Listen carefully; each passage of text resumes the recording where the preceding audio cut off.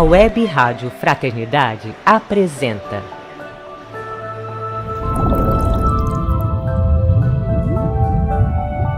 Haroldo Dutra Dias, no 9º Congresso Espírita de Uberlândia, com a apresentação do tema Jesus, Sol da Eternidade, o amor que liberta e conduz.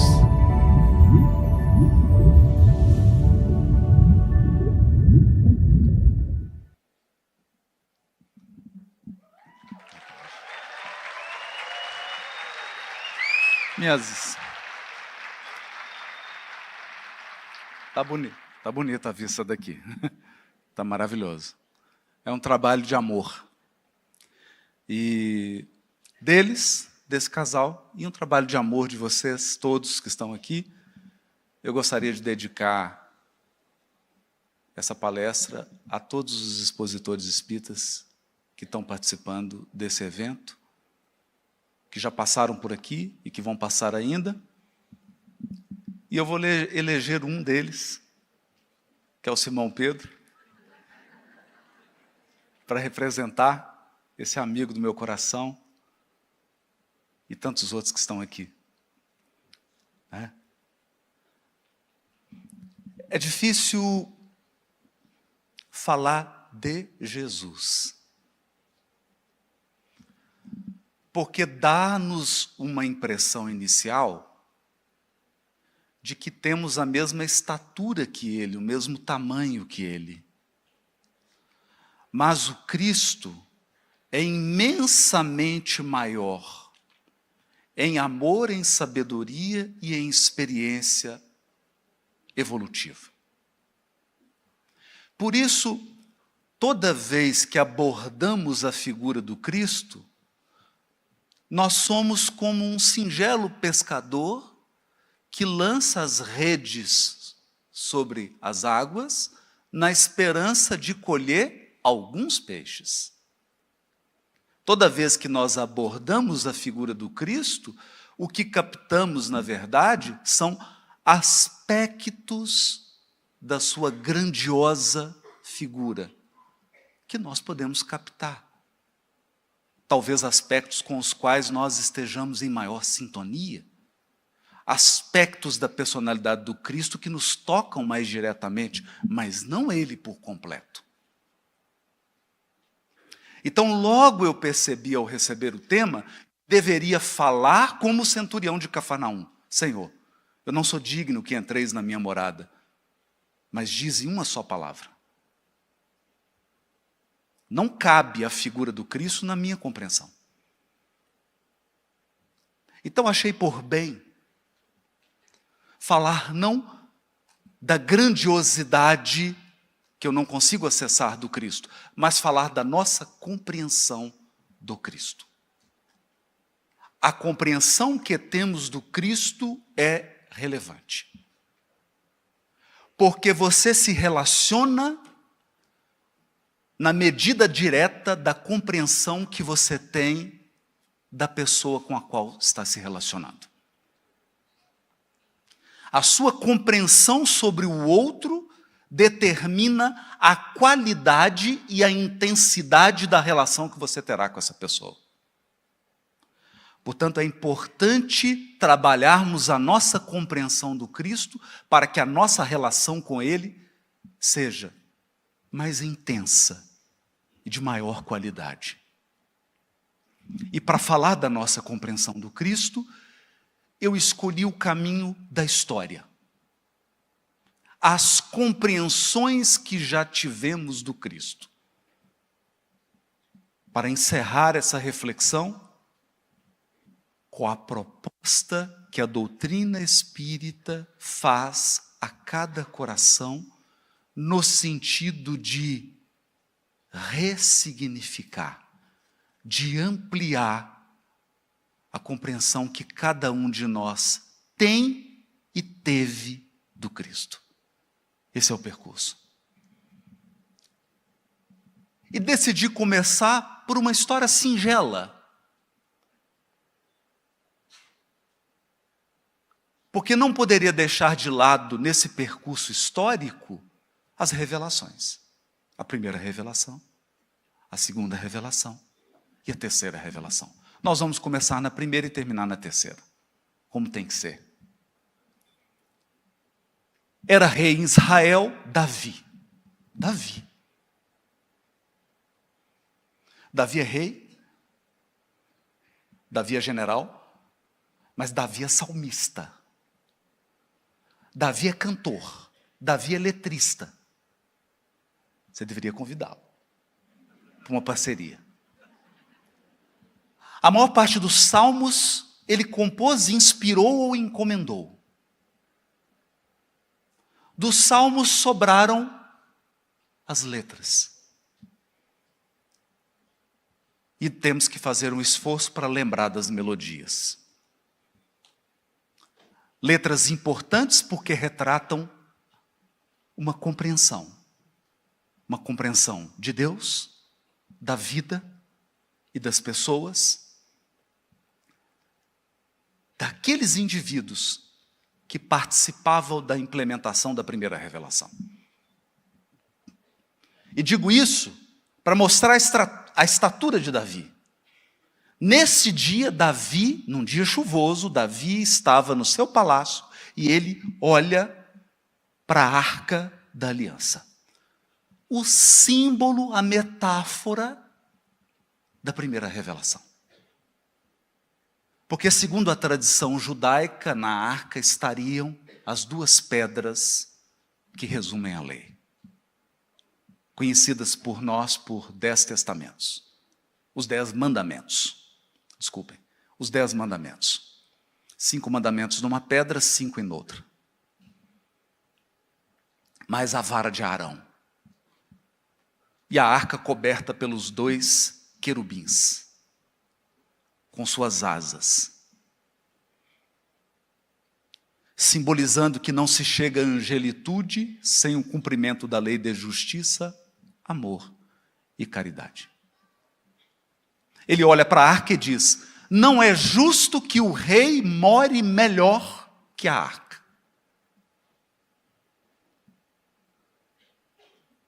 Não é justo que o rei more melhor do que a arca.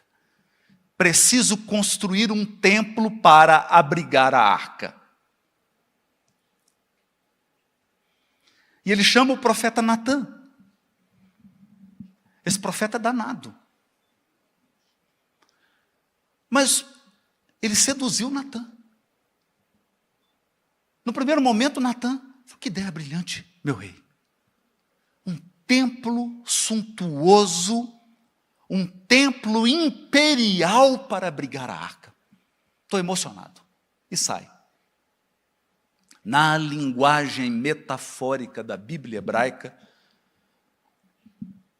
Deus inspira e conversa com Natã num puxão de orelha. Não. Diga a Davi, meu servo, que a terra é o apoio dos meus pés. Eu estou aqui fazendo uma paráfrase, para não ficar citando o texto no original. Uma paráfrase. A terra é o apoio dos meus pés, e Deus não habita em templos feitos por mãos humanas.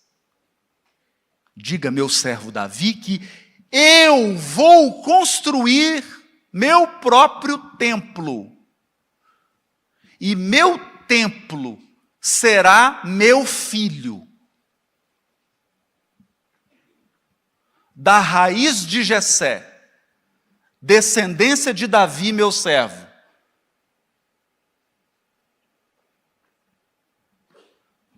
Natã chegou.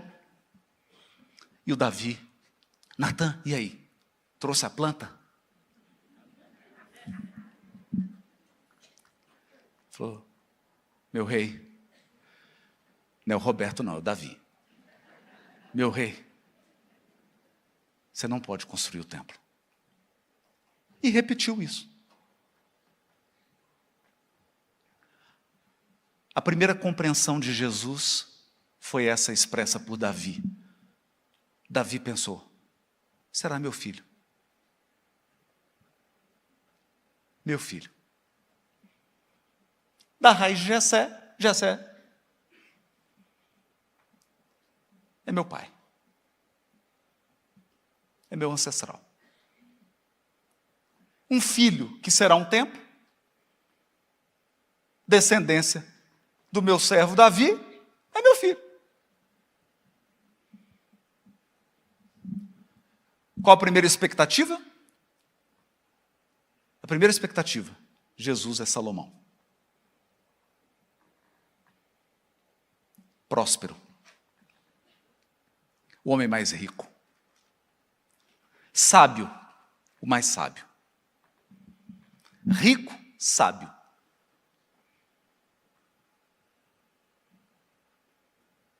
Davi passou longe.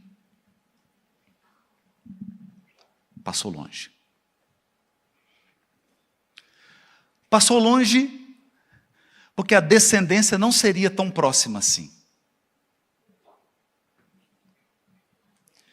E o Cristo, contrariando as expectativas, nasce numa manjedoura.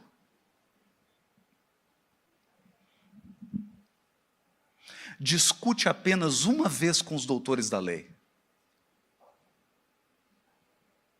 E depois não se envolveu mais, nem montando escolas filosóficas, nem participando de debates infindáveis sobre a lei. Por quê? Porque ele era e deveria ser o exemplo vivo de que a lei divina está na consciência, de que quando Deus brilha em nós e mora em nós, nós somos o templo. Volve ao teu templo interno e abandonado, a mais alta de todas as capelas. Ouve o teu coração em cada prece. Deus responde em ti mesmo e te esclarece. Compreenderás então a dor que te domina, sob a linguagem pura e peregrina da voz de Deus em luz de redenção. Nós somos a capela, nós somos o templo. E Jesus era o modelo do templo construído, do templo perfeito, do ser no qual Deus mora, das mãos pelas quais Deus age, do coração pelo qual Deus socorre, sente e tem compaixão, da boca que fala o que Deus quer dizer, e da atitude de quem quer apenas amparar e nunca apedrejar.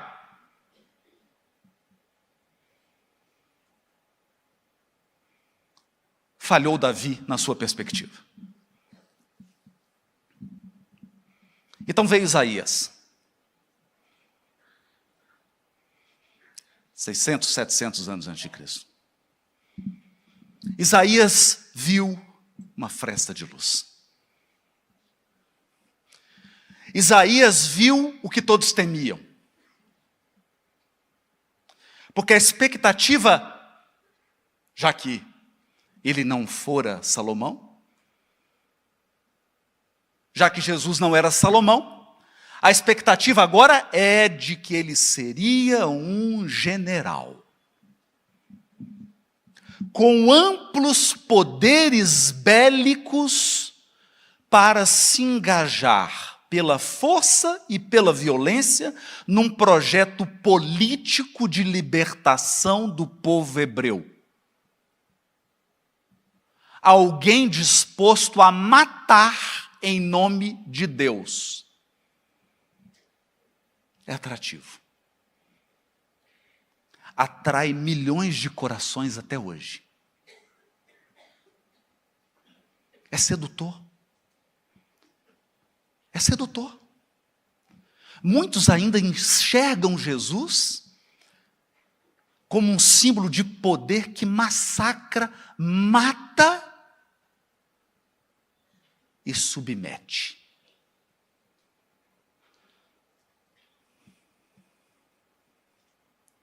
Mas Isaías visou uma fresta de luz e descreve um Messias que sofre. um Messias que enverga, porque suporta o peso da nossa ignorância e da nossa maldade e das nossas faltas. Não agradou.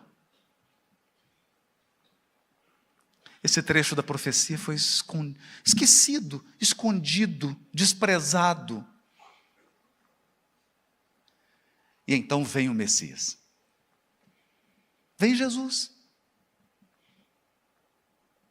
E ele começa a circular entre os discípulos, apóstolos e sofredores. Sofredores em todos os lugares. Os que sofriam nos palácios e os que sofriam nas choupanas. Os que sofriam em todos os lugares. Os que sofriam em todas as posições. E jamais desprezava os que estavam alegres, porque também convocava os que estavam alegres para transmitir sua alegria aos que estavam chorando. E prometia felicidade aos que estavam sofrendo.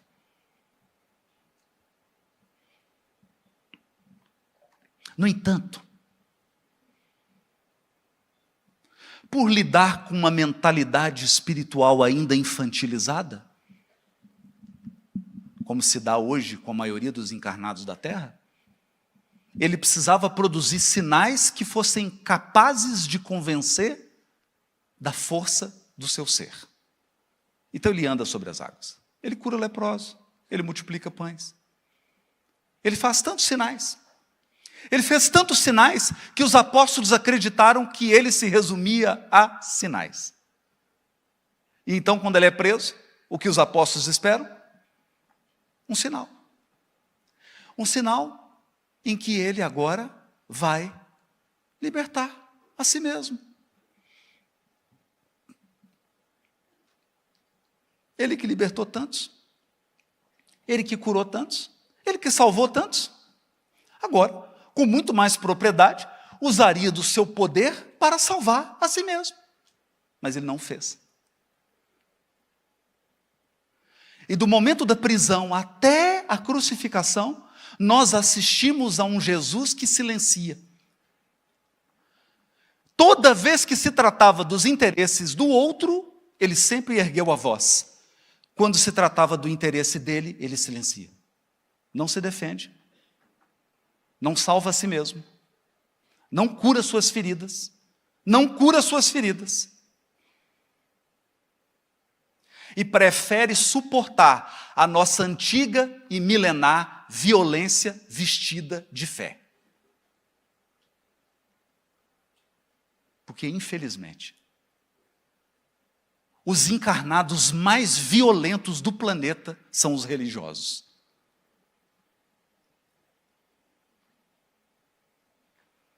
E ele suporta a ignorância, a maldade, a violência, a truculência, o orgulho, em silêncio. E passa pela cruz. Porque de uma tarefa de mais de 3 anos, a cruz só durou 3 dias. E mesmo ela tendo durado a crise da cruz, mesmo a crise da cruz tendo durado apenas 3 dias, num trabalho de mais de 3 anos, o símbolo que nós escolhemos para representá-lo é ele crucificado. Não é a manjedoura, não é ele caminhando sobre as águas, não é ele curando, é ele crucificado. E não é ele depois da cruz, porque depois da cruz ele procura os apóstolos, entra na casa, todos os apóstolos que gostariam que ele tivesse dado uma demonstração de general ou de brigadeiro, todos que esperavam isso, ele entra sem nenhum ressentimento, encontra os mesmos apóstolos que por fragilidade o abandonaram e diz: a paz seja convosco.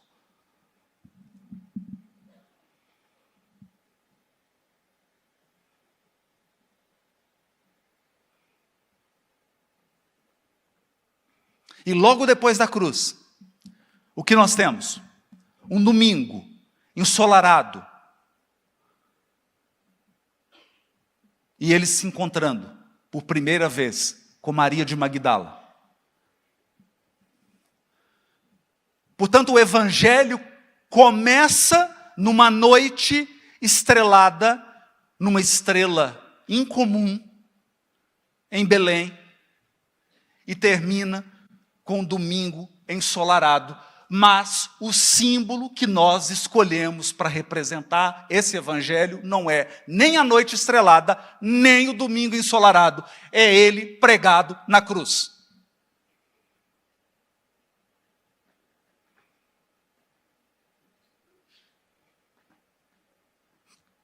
E então, começam as discussões em Israel. Não mais agora sobre a atuação dele, sobre quem ele é. Quem é ele? O que ele representa? Ele traz algum perigo? Ele representa alguma solução de continuidade? Por quê? Porque agora, contrariamente à determinação divina, contrariamente à profecia de Natã, teimosamente, como de costume, o templo foi construído. E grande. E construção grande. Do jeito que encarnado gosta. Do jeitinho que encarnado gosta. Gigante. Uma palavra resume o templo de Jerusalém. Poder. Poder. Então agora a discussão não é mais, já matamos ele. A discussão agora é o que ele representa. Quem é Jesus?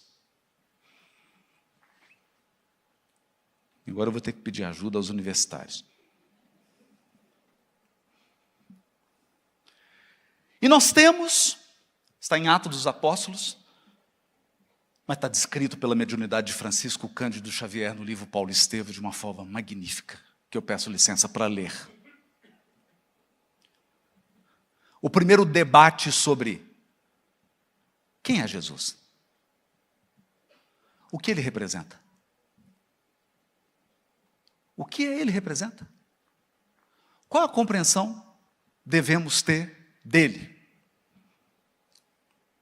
E é Estevão quem vai dizer: amigo, bem se dizia que o mestre chegaria ao mundo para a confusão de muitos em Israel.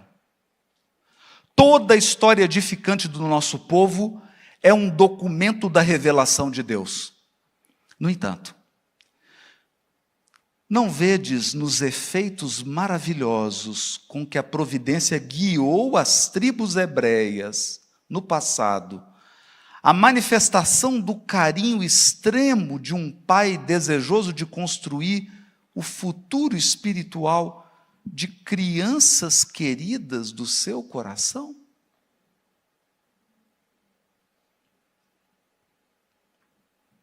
O que você dá para a criança?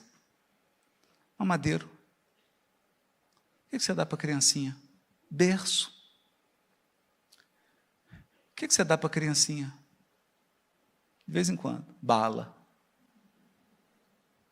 bombom, docinho, afago. Assim que a gente faz com a criança. Então, todas as bênçãos, todas as dádivas, todos os afagos feitos a Israel e descritos no Velho Testamento, são afagos dados a crianças espirituais. Com o correr do tempo, observamos que a mentalidade infantil enseja mais vastos princípios educativos. O que ontem era carinho, é hoje energia oriunda das grandes expressões amorosas da alma. energia oriunda das grandes expressões amorosas da alma. É quando você tem que segurar o filho para dar injeção. É quando você tem que tirar ele debaixo do edredom numa noite, num dia que amanheceu frio e chuvoso para ele ir para a escola. Aí não é afago. Aí é energia oriunda das grandes expressões amorosas da alma. O que ontem era bonança e verdor para a nutrição da sublime esperança, hoje pode ser tempestade para dar segurança e resistência. Tempestade para dar segurança e resistência. Antigamente, éramos meninos, até no trato com a revelação. Agora, porém, os varões e as mulheres de Israel atingiram a condição de adultos no conhecimento. O Filho de Deus, o Filho, esse é o Filho, ele é o templo. O Filho de Deus trouxe a luz da verdade aos homens, ensinando-lhes a misteriosa beleza da vida com o seu engrandecimento pela renúncia. É aqui que o pai de família deixa de comprar coisas para ele, porque tem que pagar a educação dos filhos. É aqui que a mãe come menos, porque tem que deixar para os meninos. É aqui que o casal dorme menos, porque tem que velar os filhos que estão doentinhos. Se você é adulto e está hoje no 9º céu, se você já está no céu, você já devia agradecer. No 9º céu, já é maravilhoso, porque na Bíblia hebraica só tem 7 céus. Você está no céu. Mas para você estar aqui hoje, sua mãe teve que lhe dar sangue transmutado em leite materno. Teve que dar horas e horas em vigília. Muita renúncia. Mas não renúncia de quem está com a cara fechada. Renúncia de quem faria tudo de novo.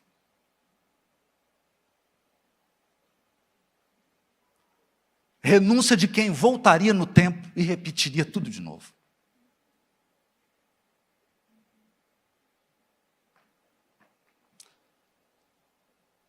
Sua glória resumiu-se em amar-nos, como Deus nos ama. Sua glória resumiu-se em amar-nos como Deus nos ama. Amar sem ser retribuído.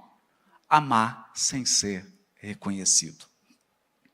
Acaso poderíamos aguardar um Salvador de acordo com os nossos propósitos inferiores, mas não é o que a gente aguarda até hoje? Não é o que esperamos de Jesus? Que ele seja um provedor de prosperidade e de sucesso? Especialmente material?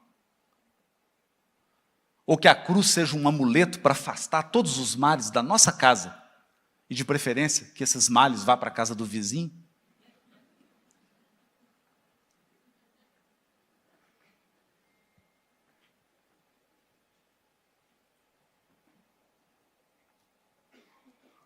Os profetas afirmavam que as estradas de Deus podem não ser os caminhos que desejamos. As estradas de Deus podem não ser os caminhos que desejamos. Como dizia Oscar Wilde, se você quiser destruir uma pessoa, dê a ela tudo o que ela deseja. Que dizermos de um Messias que empunhasse o cetro do mundo, disputando com os príncipes da iniquidade um galardão de triunfos sanguinolentos, sangrentos. Porventura, a terra já não estará farta de batalhas e cadáveres? Parece que não.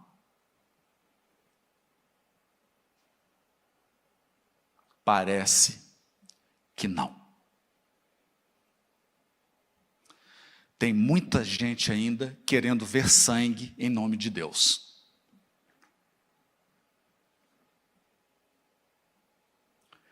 Perguntemos a um general romano quanto lhe custou o domínio da aldeia mais obscura. Consultemos a lista negra dos triunfadores, segundo as nossas ideias errôneas da vida. Israel jamais poderia esperar um Messias a exibir-se num carro de glórias magnificentes do plano material, suscetível de tombar no primeiro resvaladouro do caminho. A cena é forte. Um carro suntuoso de um general, um carro que tropeça numa pedra, cai o carro e cai o general. Tá bom, vou usar uma metáfora melhor. Um Air Force One, que cai. Que cai. Eu vou usar uma metáfora mais realista. O homem ou a mulher mais poderoso do mundo, que chega o dia do velório dele.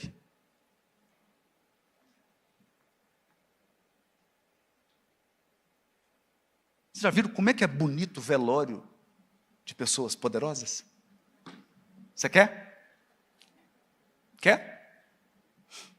Vou conversar com o Rubens e com a Divina, para providenciar. No 10º céu.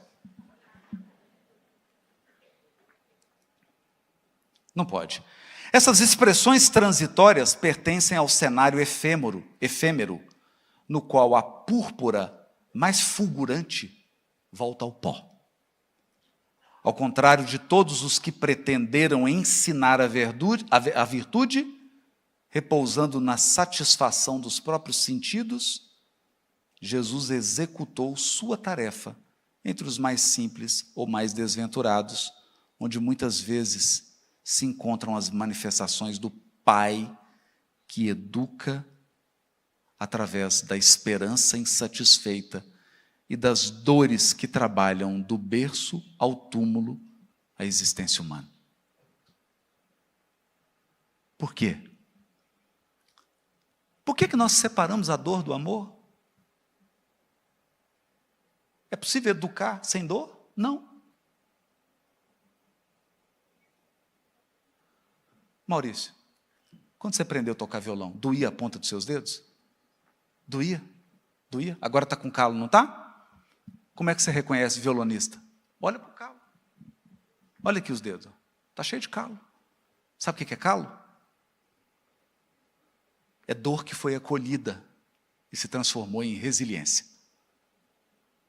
Isso é calo. Por que Deus permite a dor? Porque Ele ama. Sem dor você não cresce. Eu não estou falando de dor desnecessária. Eu não estou falando da dor que vem do desespero. Eu não estou falando da dor que vem da revolta. Eu não estou falando da dor que vem de quem comete um crime e precisa sofrer as consequências. Eu não estou falando dessa dor. Eu estou falando da dor evolução. A dor do parto. A dor de ficar com um ente amado no hospital.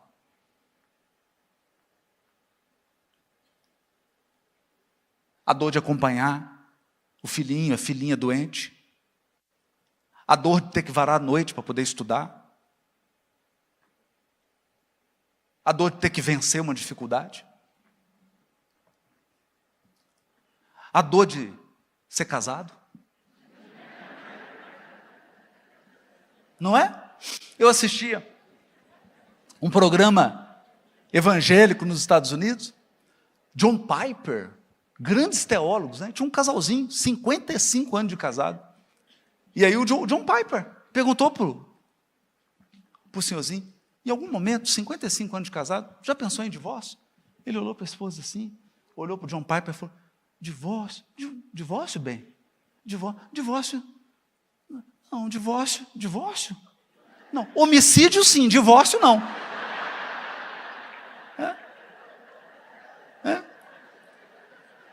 O que você constrói?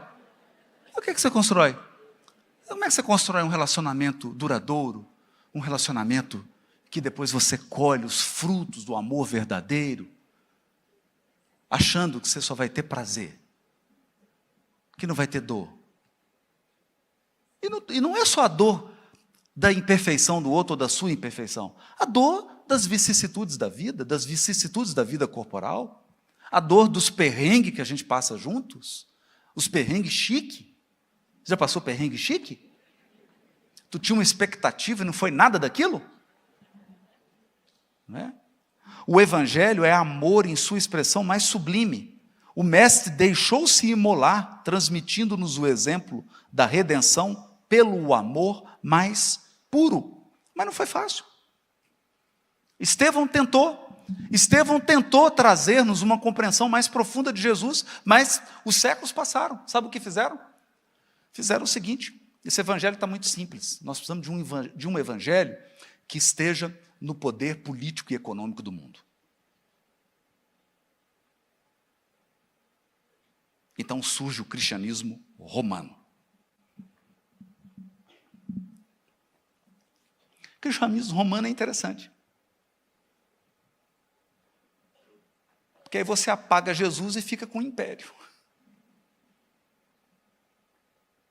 Aí você pode trazer de volta os generais, você pode trazer de novo os instrumentos de morte, os instrumentos de violência e os símbolos de poder que o encarnado mais gosta.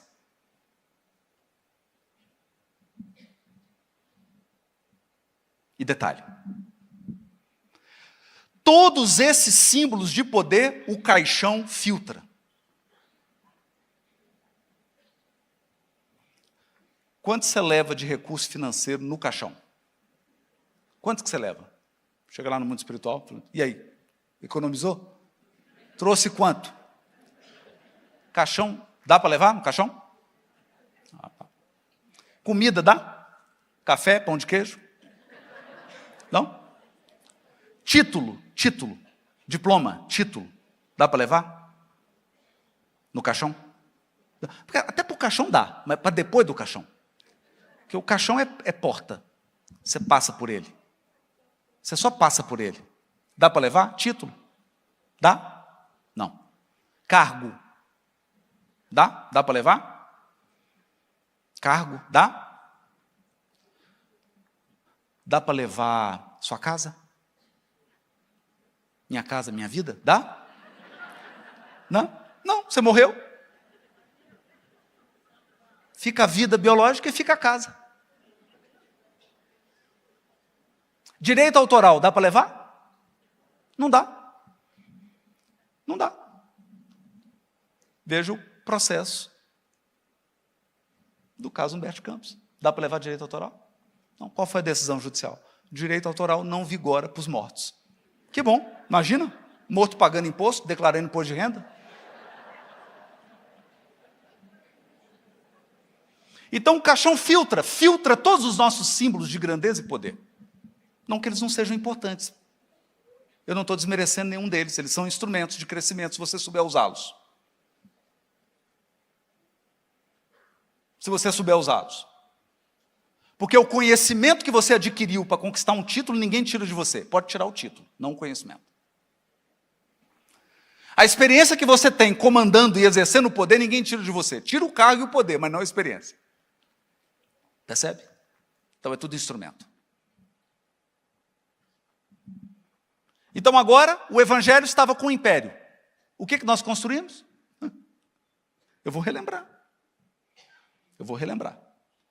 Agora o símbolo do cristianismo é Jesus na cruz. Que é bem simbólico.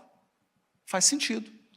Porque se eu unir evangelho com o império, eu fiquei com o império, tem que matar Jesus de novo. Faz sentido? Faz sentido. Tem que matar pela segunda vez. Mas se nós matamos Jesus pela segunda vez, quem que é o próximo a morrer? Quem não crê. Então surge um movimento cristão, com base no Evangelho de Jesus, chamado Inquisição, cujo lema é, ou crê ou morre. Você estou te dando opção. Estou te dando opção. Você morre se você quiser.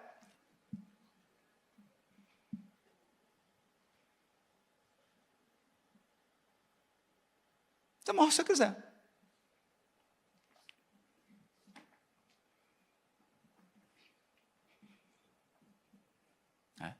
Eu lembro que estava na reunião mediúnica. E a pessoa que estava dialogando com o Espírito falou assim, meu irmão, imagina Jesus, uma cruz. Ele falou, não, para. A última vez que eu vi uma cruz, eram umas pessoas que tinham uma cruz nas roupas. Elas entraram na minha casa, violentaram a minha mulher, violentaram as minhas filhas, mataram a minha mulher, mataram as minhas filhas, depois me mataram. Eu tenho trauma de cruz. Por isso que tem o cruz credo.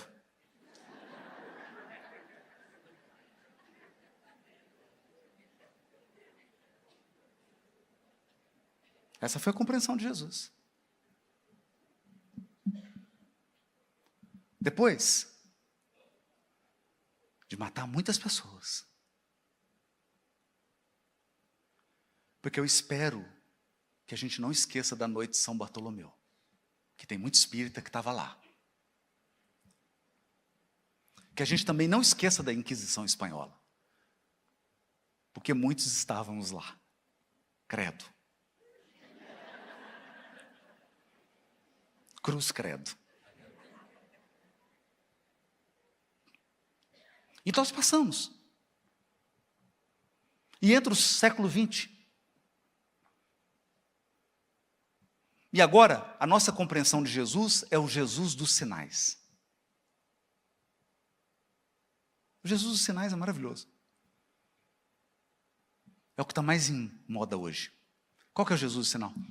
Tu tem dinheiro? Está com dinheiro na conta? Não. Então, está afastado de Jesus. Quem está com Jesus tem que ter dinheiro na conta. Está com saúde? Não? Está doente? Pega com Jesus. Está afastado de Jesus. Quem tem Jesus tem saúde.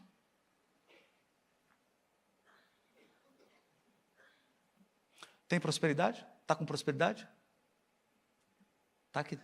Não? Não está com Jesus. Tem que vir para Jesus. Aceita Jesus. Aceita que dói menos. Se você tiver com Jesus, você vai ter prosperidade. Quem tem Jesus tem prosperidade. Ora. Quem tem Jesus não tem doença. Entrou algum mal na sua casa? Não está rezando. Cadê a cruz? Para afastar os males. Que entre na casa do vizinho, que não tem cruz. Que não aceitou Jesus. Tem até um salmo que é maravilhoso. 1000 cairão ao meu lado, 1000 do lado seguinte, menos eu. Poxa, gente, imagina se eu falar isso aqui agora. Deixa eu ficar no meio. Vocês estão vendo que tem um corredor aqui? Tem um corredor. Tem 1000 pessoas para cá, não tem? Tem 1000 para cá. Eu vou orar por vocês. 1000 cairão à minha direita. 1000 cairão à minha esquerda. Mas eu não cairei, Senhor. Gostaram da minha oração? Gostaram?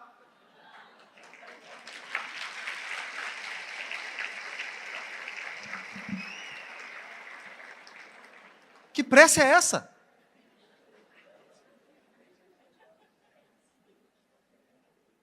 Perceberam? Mas é tudo em nome de Jesus.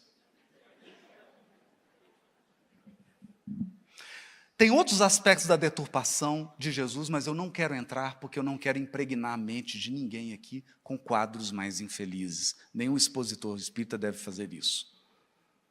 Então chega.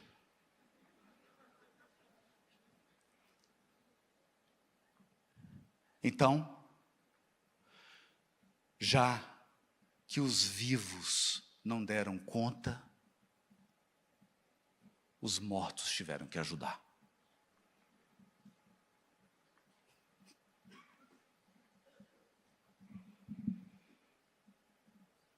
Vieram os mortos.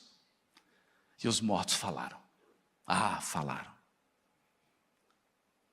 E a primeira coisa que eles disseram ou nos relembraram é: meu reino não é deste mundo. O reino dos céus não vem com aparências exteriores. Nada contra a aparência, mas não ligue as coisas. Não ligue. Aparência é instrumento. Aparência é instrumento.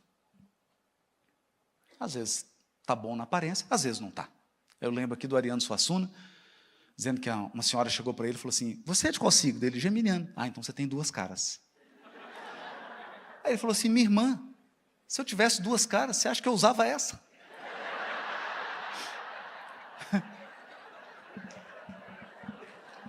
É uma aparência.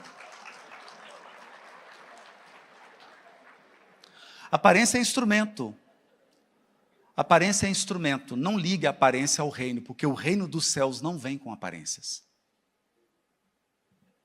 Ele é espiritual demais para ser enxergado com os olhos da carne.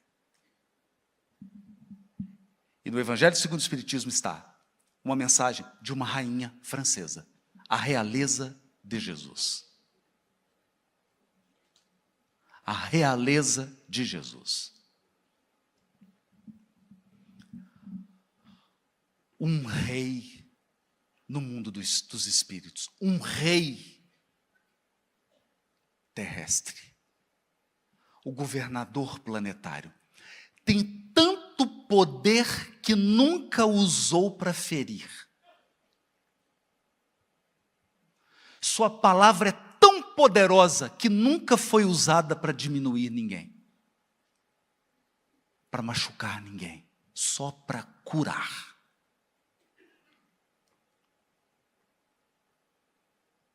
Tem tanta autoridade, que a usava para educar e engrandecer o outro. Zaqueu, desce da árvore, porque hoje eu me hospedarei na sua casa.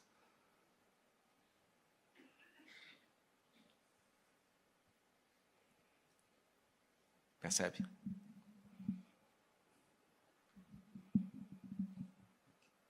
E então, os mortos. Por que os mortos? Porque não puderam levar para o outro lado do caixão nenhum dos nossos símbolos de poder. Perceberam? Por que os mortos? Porque já estão despojados de todos os símbolos de prosperidade e poder que os encarnados costumam exibir. Alguns utilizaram bem, outros utilizaram mal. Os que utilizaram bem estão felizes, como essa rainha. Como essa rainha. Sabe quem é essa rainha? Sabe quem é ela? Ela é aquela que o Kardec conta, quando fala da caridade, que ela pegava a carruagem e ia atender, socorrer em silêncio os sofredores. Lembra dessa história? É essa rainha que vem falar da realeza de Jesus. Então, o problema não está na riqueza, na fama, na beleza. E nada disso. O problema está em quem usa isso. E se está em quem usa, pode ser solucionado. Basta a pessoa se transformar.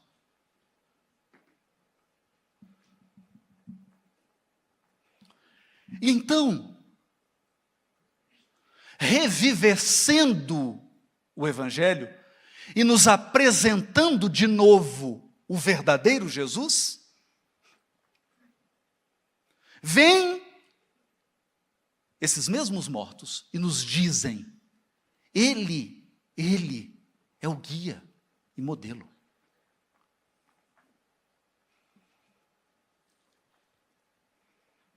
E o que muda? E o que muda, meus irmãos? O que muda? Muda a nossa compreensão dele. Se muda a nossa compreensão dele, deve mudar a nossa relação com ele.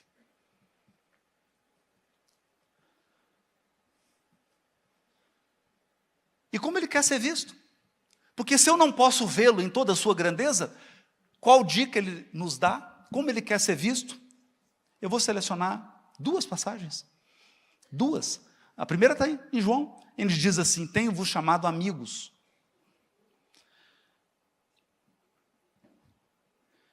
Então, eu acho que chegou a hora de, com todo o conhecimento espírita que nós temos, qual o conhecimento espírita? Você é um espírito imortal. Você é um espírito imortal. Ah, o Haroldo está com cabelo branco. O Haroldo está com cabelo branco nenhum. Quem está com cabelo branco é meu corpo. Eu nunca envelheci. Eu sou o mesmo espírito, imortal. Agora o corpo está dando sinais de algumas vicissitudes, vários inclusive. Você aprendeu, você é um espírito imortal. Você está numa experiência transitória. Como encarnado, você terá que passar por vicissitudes da vida corporal. E duas das vicissitudes eu vou citar três. Três vicissitudes da vida corporal. Você vai envelhecer. Você vai adoecer. E ao final, você vai morrer. Então não importa se Jesus está com você, se você é abençoado. Você é abençoado, mas você vai morrer. Você é um abençoado, mas vai adoecer. Você é abençoado, mas vai envelhecer. Porque isso são vicissitudes da vida corporal. E você é um encarnado. Nenhum encarnado passa pela encarnação sem as vicissitudes da vida corporal. Nós aprendemos isso. Mas aprendemos também que estamos a caminho dos mundos celestes. Que a lei que vigora no universo é a lei de justiça, amor e caridade.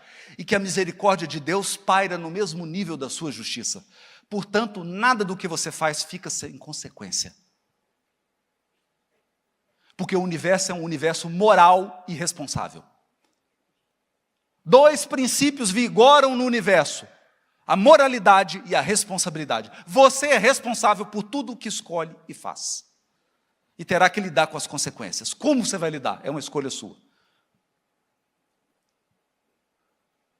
Nós sabemos tudo isso. E agora olhamos para esse Cristo como amigo.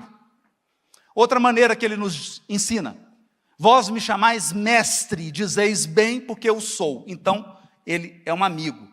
Mas como eu disse para os jovens, é um amigo chato. Chato. Jesus é chato. Sabe por que ele é um amigo chato? Porque ele é um amigo verdadeiro. O que um amigo falso faz com você? Você chega e fala assim, ó, faz isso aqui. O que um amigo falso faz? Não desista. Dê um passo adiante.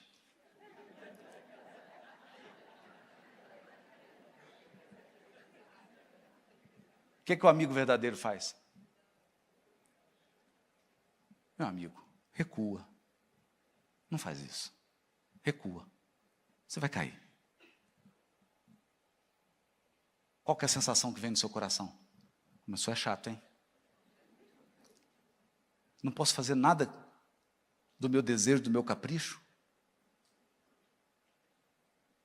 Como ele é mestre, ele educa. Ele educa.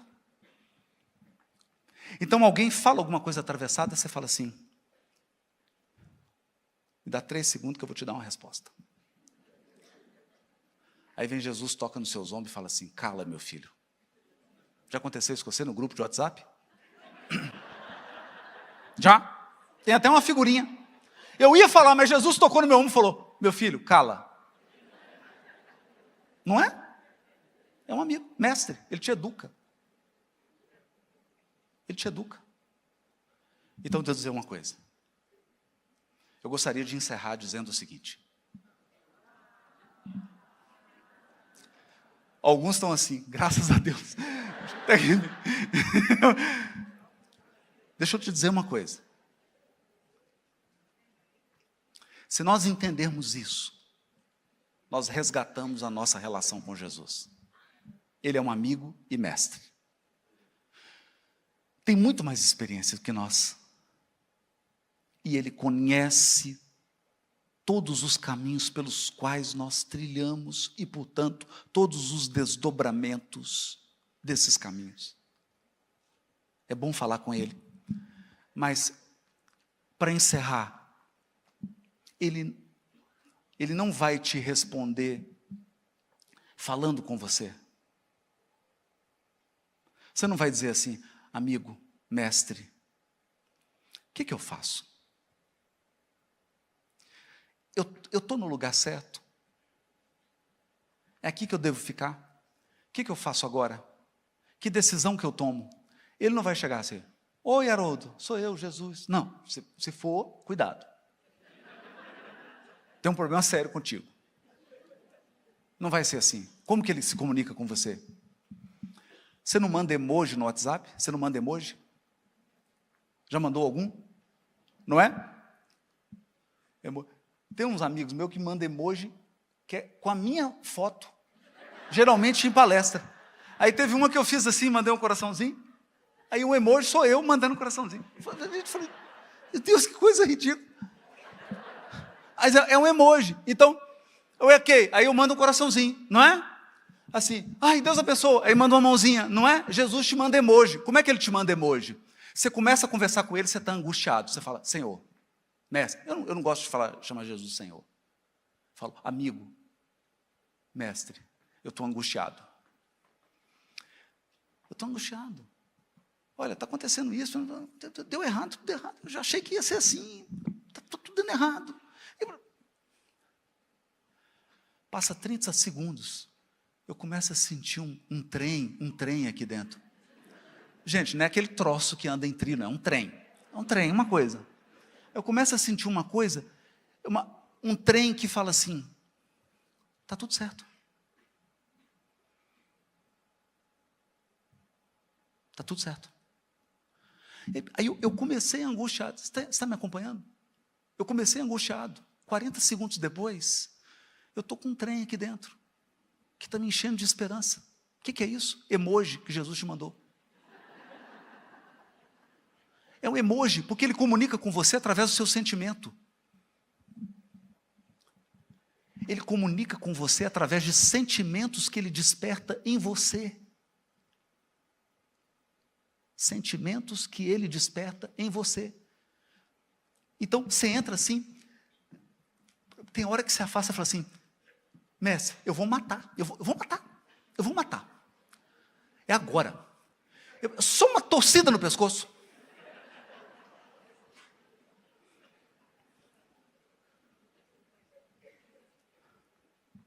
Trinta segundos depois, você fala, vou matar nada, eu não mato, eu já não mato mais, eu matei muito, eu não mato mais.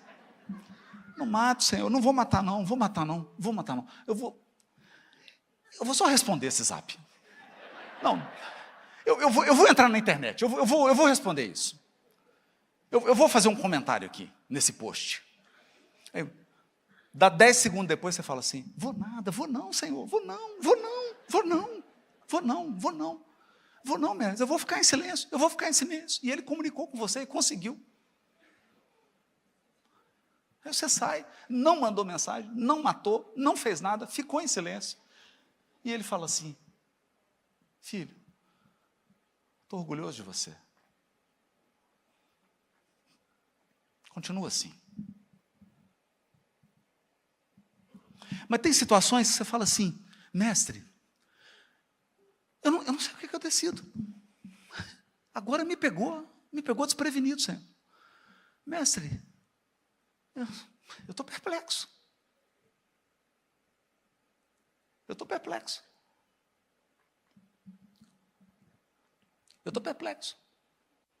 Eu tive uma situação agora. Está acabando, viu, gente? Eu já calculei, eu estou passando do tempo só 3 minutos. Eu cheguei agora para passar o Natal, o Ano Novo em Belo Horizonte. Eu cheguei, tinha que chegar um pouquinho antes, chegou um compromisso, a esposa chegou com a filha mais nova, dia 19 de dezembro. 19 de dezembro. Dia 20 de dezembro, a filha mais nova interna com cálculo renal. Tudo bem, cálculo renal, coisa simples. Vai fazer o duplo J, vai tirar. Uma complicaçãozinha, ficou 3 dias internada. Tá bom, ué. Saiu 23, 8 horas da noite. No dia seguinte, véspera de Natal, eu falei, tá ótimo. Tá bom, tá tranquilo. Véspera de Natal. Passei o Natal. Dia 26, minha mulher entra numa UTI cardiológica. 6 dias na UTI. Fibrilação atrial. Pressão lá em cima. Aí eu fiquei perplexo. Onde que eu fiz oração? Não podia ficar na UTI. Mas o pessoal do hospital, tudo meu amigo, porque eu fiz a pesquisa lá. Vamos arrumar uma cadeirinha para você, tu fica disfarçado. Fica quietinho, não canta a cadeira. Faz pouco barulho, senão eles tiram você de lá. É um TI. Sem celular, evita. Ficava na cadeirinha. Aí eu falei, Senhor, mestre, amigo, agora eu estou perplexo.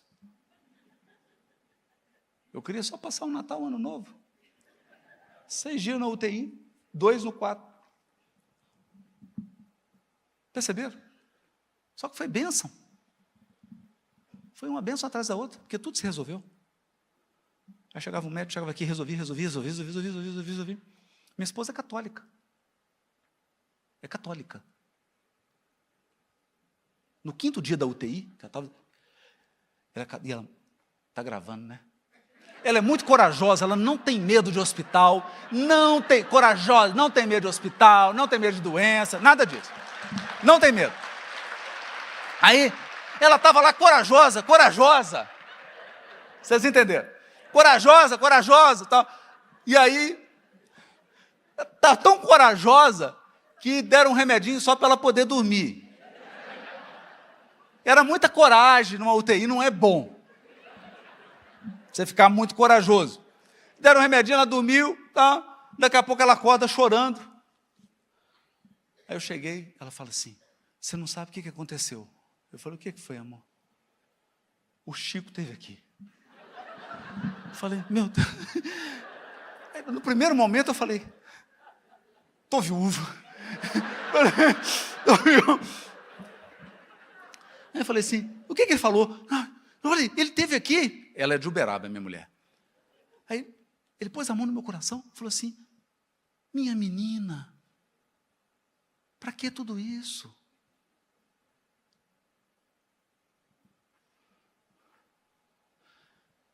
Se eu tivesse falado isso, eu tinha apanhado na UTI.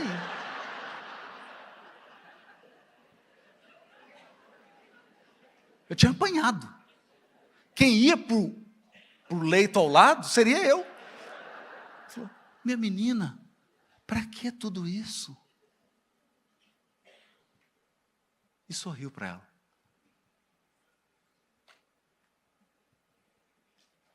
Aí eu falei assim, amigo, mestre, obrigado. Porque eu não sou digno de que entreis na minha morada. Mas eu também sou homem sob autoridade. E eu digo a alguém que está subordinado a mim, vá e ele vai. Vem e ele vem. Então basta que tu digas uma palavra. E meu servo será curado.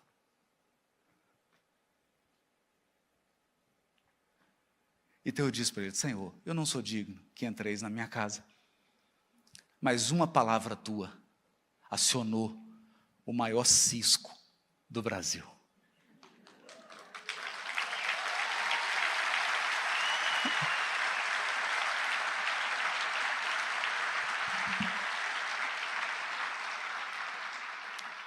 Não preocupa em compreender Jesus, se preocupa em se relacionar com Ele. A partir de hoje, conversa com Ele. Antes de decidir, pergunta a Ele. Antes de agir, pensa no que Ele faria. Ele nunca bateu em ninguém. Ele nunca usou de violência com ninguém. Ele nunca caluniou ninguém. Jesus nunca transformou o seu trabalho em agredir ou atacar os outros. Porque Ele é o amor que educa. Ele é o amor que engrandece. Um dia nós vamos compreendê-lo. Por hora. Amigo é coisa para se guardar. Debaixo de 7 chaves. Do lado esquerdo do peito. Muito obrigado.